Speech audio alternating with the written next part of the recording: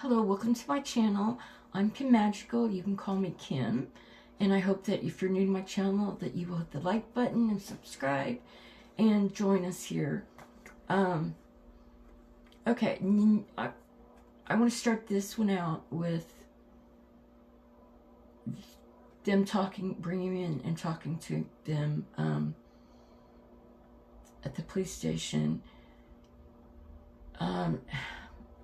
I want you to watch, when you're watching the interrogation that they're doing with him, they bring him in, they make him feel very comfortable, and I know that people act differently under pressure, that some people get nervous just talking to the police, but my thoughts were of watching him take the water bottle, taking the lid off, drink it. And he just kept taking the lid off, drinking. I believe those were nervous things he was doing. As they questioned him on that, about his gun, about things, before they got to where they told him about the bullet, they were asking him, have you ever let your gun, any of your guns, have you let anyone ever borrow them? No. And they asked him that more than once. They asked him, did you ever lend your car out to anyone? No, because his family and friends, they all have more than one vehicle. So, no, he's never done that. They just kept doing that over and over. That was to get him dialed in, because they knew. So they didn't want to give him any leeway. They even asked him, did you ever take your gun and do any kind of target practice there? Things like that. So they did all that before they told him about the bullet, about all that. Okay, so that is, they try to, if you watch them, they'll try to talk about things to make them seem like they can relate to him, and he's still at this point, he thinks he's in control. He doesn't realize they've got him, they have him, and they're getting ready to lay it all down on him. So then they get to the bullet, and they said, and of course he's saying that, no, that couldn't have come from my gun, da-da-da-da-da-da, and he just keeps, and they tell him it did come from it. They start telling him about the science of it all, about how they leave marks on a gun, a bullet when it comes out of the chamber, and, and he just fell right into it. He thought he was a bit smarter than them, but they had him. And he's still, they've told him how they found it, right there between the girls, right there, where they, at the crime scene. Oh, there's no way. There's no way. No way, no way, no way. And people still, oh, he's innocent, some. He's not innocent. And that bullet is a big part of what the jurors saw and heard during that trial. And, that's just hard to explain away. And for him he just didn't get it. They had him. And as he talks with them, you can see when it starts, when they're not his buddy anymore, when they're starting to come out with the, the hard stuff, and ask him, and he's trying to explain all this stuff away, and that's not, he couldn't be there, da-da-da-da-da. There's no way. If the girls took that picture, that was not him, because he did not see the girls. That's what he said. Okay, let me just say, that is a total lie. He put himself there. He said he stood on that first platform and he was looking down at the fish. Okay, a woman that was out walking that, because she came there to exercise, walking the trail, she came up, she saw him standing on that first platform, and she didn't like it, and she turned around and walked away. So she described the clothing and everything.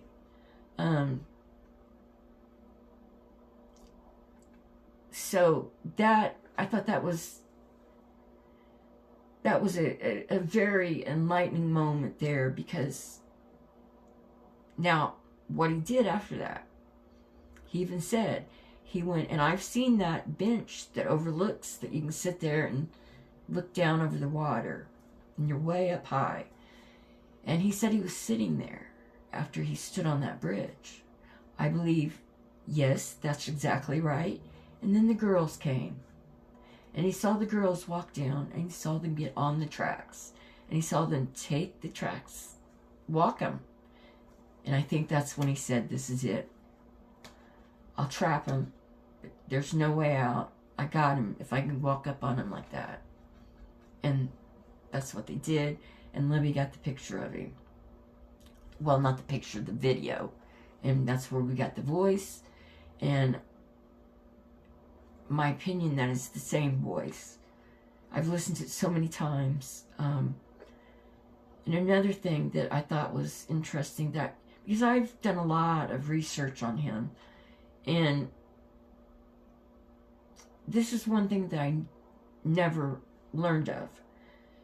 He had a heart attack, and he had 2 stents in his heart.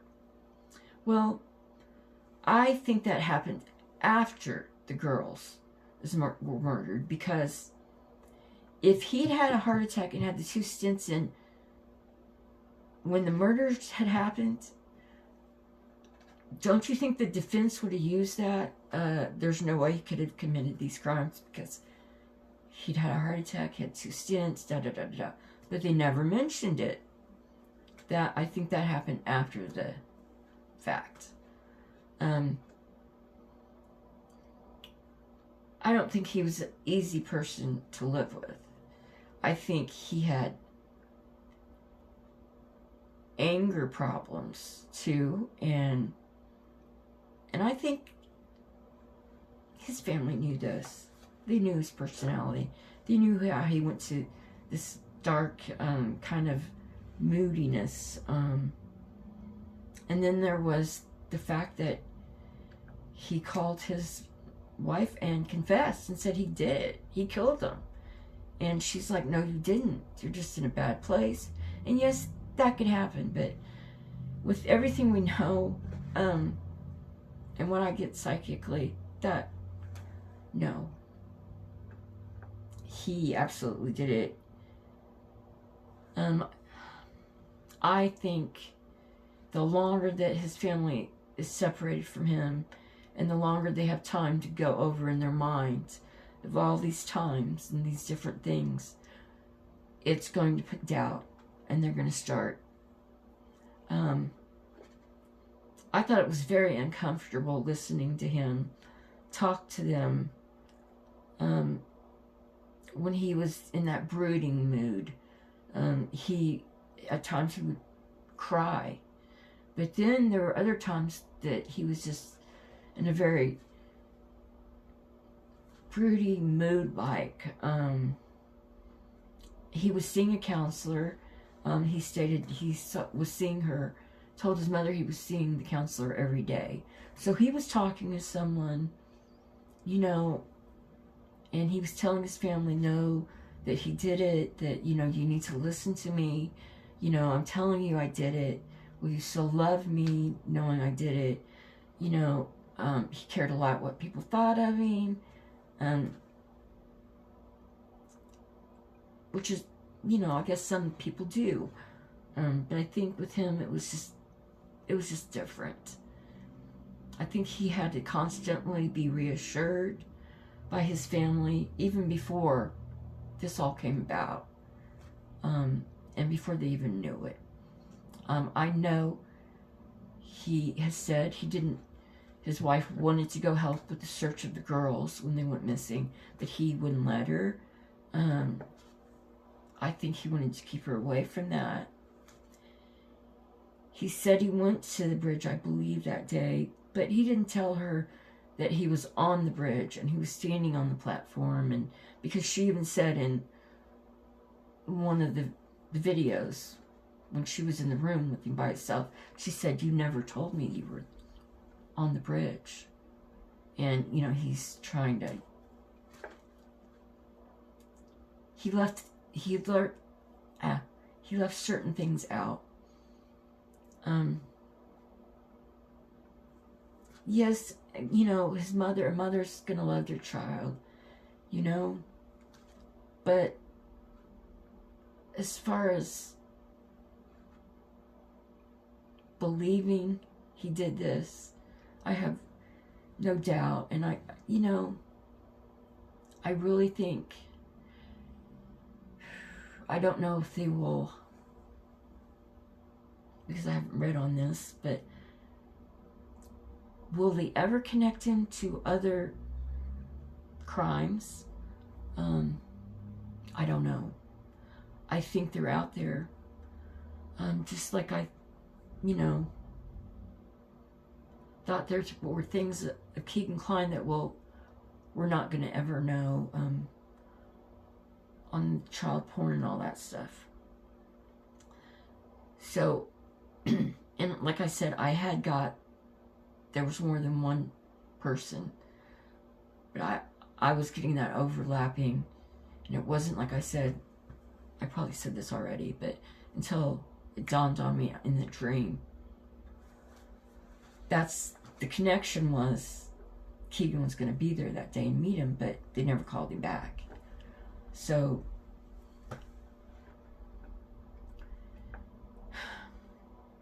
it's just a lot of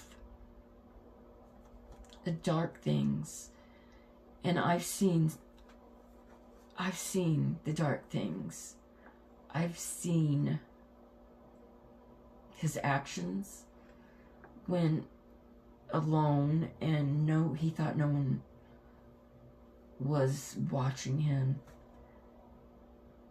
And like, I do think he had he could get angry. I think I kind of felt that when I was seeing him with the police, and how that they got that anger. They got him to show that. And I think they were trying to do that.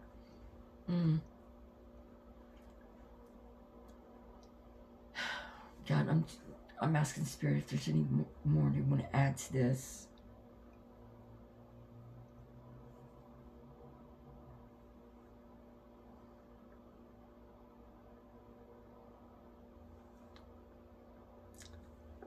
I think I'm going to end it with that. I've watched the videos over and over again. If anything new comes out, I will watch interviews, like on the police interviews, because even interviews with family, because psychically I can pick up when they're speaking. Always use discernment, because if you stand in your discernment, do not take mine or any readers as God, in stone. They're because we can all have different aspects of it and different look on the facts and things. But I think we all that see this and got this with him, we see that it was him, and there was no doubt, and it's just really sad. It's just always touched my heart. I've lost 2 daughters, so when those girls went missing like that, I remember when it happened, and like I said, I'm like an hour away. I've went there 3 times and walked that trail. I wanted, and my friends went with me, because I felt like I could pick up more just being there, just breathing it. And I know when the first time I went there, it was very strange. I'm terribly afraid of heights. But I was just wanting to feel it. I was wanting to be led by Spirit. And I will never forget, I walked right out on that first platform, and I stood there looking down at the water. I didn't know, I didn't realize that's exactly where he was. It's exactly. And we walked the long way around because I didn't feel safe on the bridge. And then when I went back and they had built the new railing and flooring halfway down the bridge, you could walk down and stand there then. I did do that. But we took the, before you walk out on the bridge, if you're on the trail, there's like a path to the left. And we took that, and it goes around, it went around, it's a very long way around. And many hills, it was intense. But I'm telling you, when we got there, we got around there, I stopped my friend Bianca. I said, don't go any further, we're here, this is sacred ground, this is where the girls were, and I didn't want to walk up. I didn't want to walk up there. I felt it, the sadness came over me. I said prayer, and we had even started just taking shots of around there. And it was kind of creepy when we went back and were looking at the pictures, because it looked like things were in the trees. It was just really weird. But that is imprinted with the girls and what happened that day. It's been imprinted in that land. It's a beautiful path too. But when you know what happened, it just takes away from that beauty, and you like, wow, But it would be a place, if I lived near there, I would probably walk that every day. You just don't think something like this is going to happen. Especially that close to home. And, his family walked on that path. His daughter had been there. They'd all, as a family. So, it's really sad. And I think of Abby and Louie's family every day. Because there's nothing like losing a child. Especially in a manner in which they lost their children.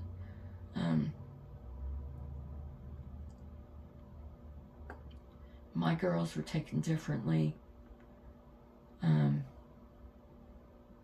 it's just, I'm just here to tell you, if you lost a child, it's a hell. It's a pain like nothing you've ever known.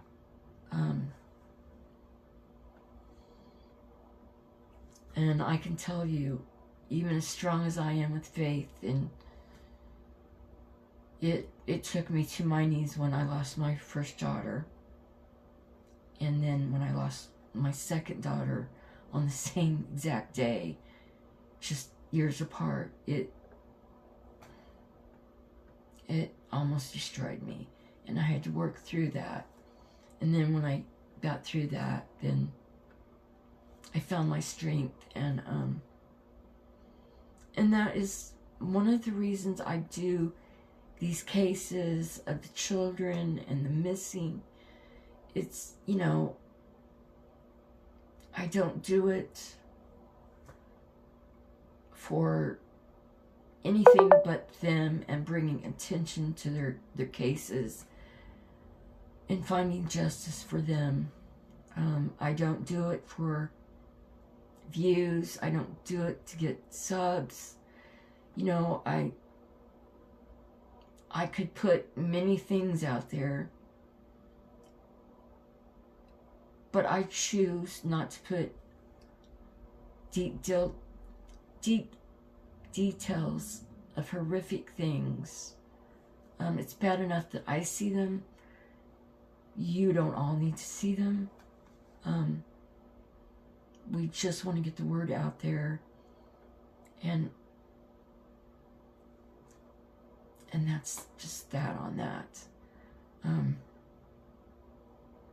And that's why I do it, and that's why I keep going back to it, even though it's hard. That's what I've been chosen to do, so that's what I'm going to keep doing it. And if I get anything else, I will definitely put more information out on it. But I think this explains a lot. I'm working on the Idaho 4 and Bryan Kohberger, and I'm watching the court hearings and things on that. And I've read this book about the actual crime scene and stuff, and what was found that. And from what I put out, I can tell you what's true and what's not true. And so I'm going to come back and do one on that about him, because there's some more things that I've been shown, and so I'm going to come out with that. Anyways, we have so many cases we need to still keep working on. Please don't forget Summer Moon Wells. She's still not been found. Sebastian still hasn't been found.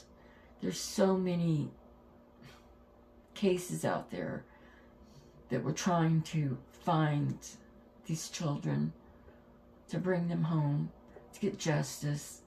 So I will keep working on those, and I will come back. Like I said, I've been a little sick. I'm getting over that, but I'm going to download part 1, part 2, and then I don't know if it will be tomorrow, just depending on how I feel when I go in to do the one on Bryan Kohberger, get an update and what's going on and all that. So I think I'm going to let it close for that. Know that I love you all, and I send you love and light always, and I hope to see you all here soon again with more messages from Spirit. Thank you.